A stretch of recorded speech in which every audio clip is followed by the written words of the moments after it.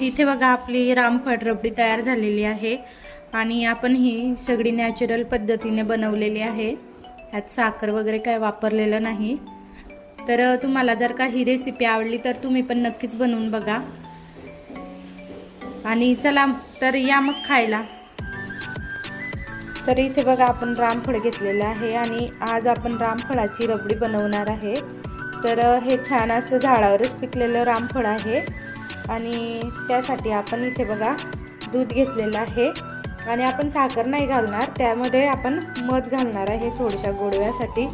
तर इथे बघा मध घेतलेलं आहे आणि चला आता आपण सुरुवात करूया रामफळाची रबडी बनवायला। तर इथे एक खाली भांडं ठेवलेलं आहे आणि ही चाळणी घेतलेली आहे। त्यावर आता आपण हे रामफळ आहे हे सोलून घेणार आहे। हे छान असं झाडावरच पिकलेलं रामफळ आहे।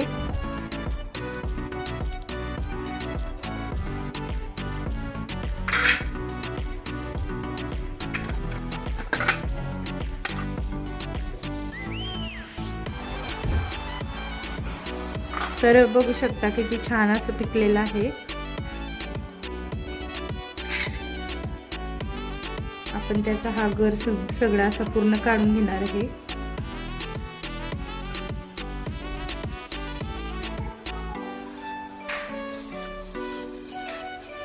आपण जसं सीताफळ रबडी बनवतो तसेच या रामफळाची पण बनवणार आहे।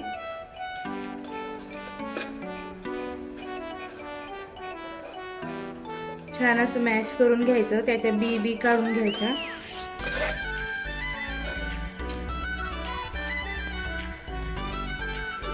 ते बघू शकता अशा बाकीच्या या बिया अशा वेगळ्या झालेल्या आहेत। आता आपण परत ह्यामध्ये गर टाकून घेतलेला आहे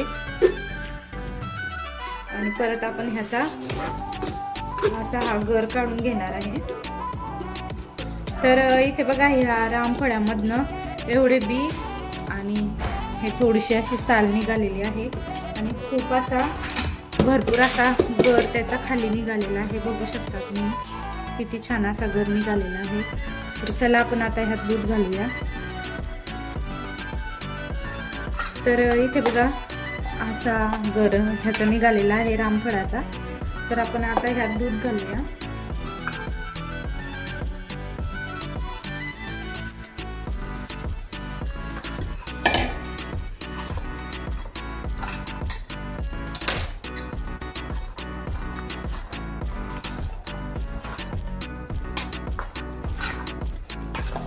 अजून घट्टच आहे।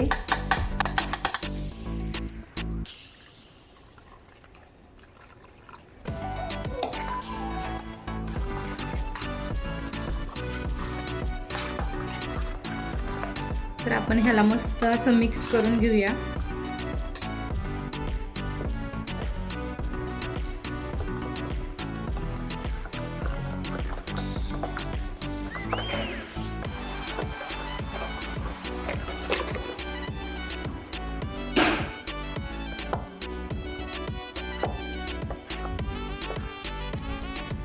तर इथे बघा अशा प्रकारे आपली छान अशी ही रामफळ रबडी तयार तर नाही झालेली अजून। आपण आता त्यात मध घालूया।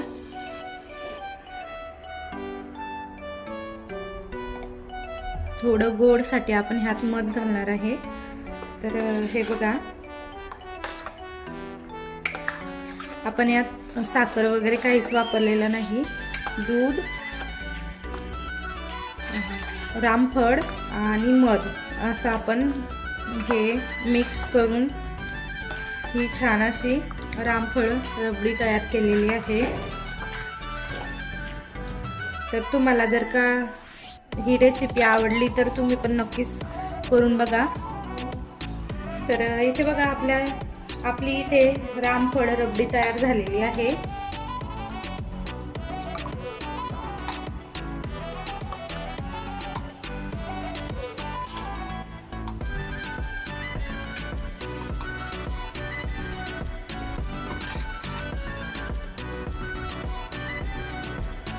इथे बघा आपली रामफळ रबडी तयार झालेली आहे आणि आपण ही सगळी नॅचरल पद्धतीने बनवलेली आहे। यात साखर वगैरे काय वापरलेलं नाही।